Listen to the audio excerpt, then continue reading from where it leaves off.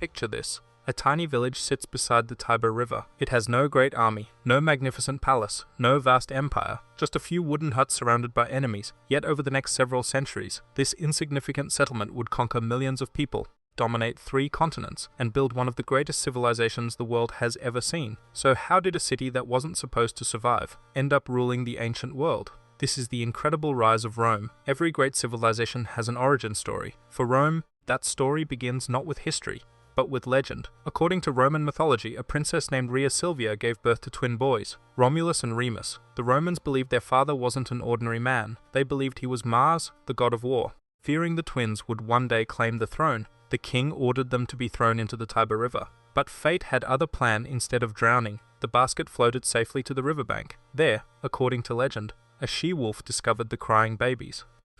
Instead of attacking them, she protected them. She fed them. She kept them alive until a shepherd found the twins and raised them as his own. Whether this story really happened, no one knows. But for the Romans it became the symbol of strength, survival, and destiny. Years later, the twins decided to build a new city, but there was one problem. Both wanted to rule it. The disagreement quickly turned violent. Romulus killed his own brother, and in 753 BC founded a new city that carried his own name, Rome. At first, Rome wasn't an empire. It wasn't even an important city. It was simply one of many small kingdoms in central Italy. Its people were farmers, shepherds, and traders. Life was difficult. Nearby tribes constantly fought over land. Every harvest could mean survival or starvation.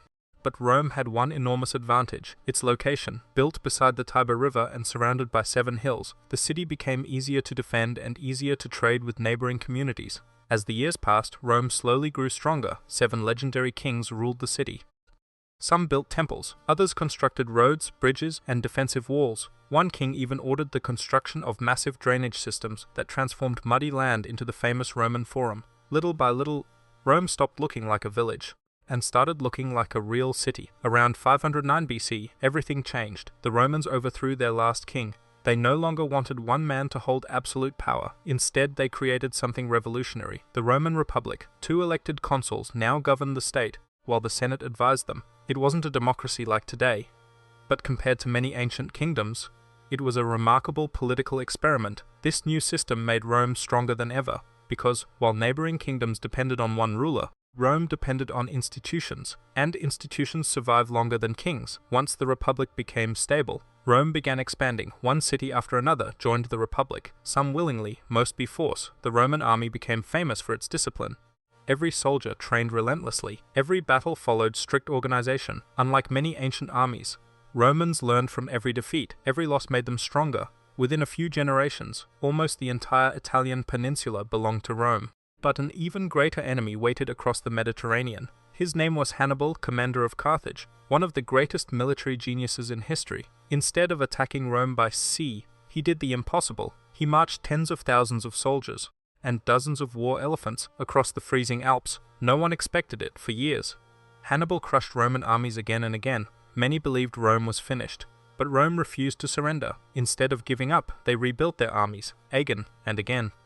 And again, eventually, Rome struck directly at Carthage itself. Hannibal was forced to return home. At the Battle of Zama, Rome finally defeated its greatest rival. The Mediterranean now had only one true superpower, Rome. As Rome expanded, its generals became richer, more famous, and more powerful. No one represented this better than Julius Caesar. Brilliant, fearless, unstoppable. His conquest of Gaul made him the most celebrated man in Rome. But success created fear. The Senate believed Caesar wanted to become king, rather than surrender his army. Caesar crossed the Rubicon River, a decision that started another civil war. He won. Soon afterward, the Senate declared him dictator for life. Many senators saw this as the death of the Republic, so in 44 BC they surrounded Caesar and stabbed him to death. They believed they had saved Rome. Instead, they destroyed the Republic forever. Years of civil war followed Caesar's assassination. Eventually, his adopted heir, Octavian, defeated every rival. In 27 BC the Senate gave him a new title, Augustus, the first Roman emperor. Unlike previous rulers, Augustus didn't rule through fear alone. He rebuilt the government, strengthened the army, improved roads, expanded trade, cried lasting peace. Historians call this period Pax Romana, the Roman peace.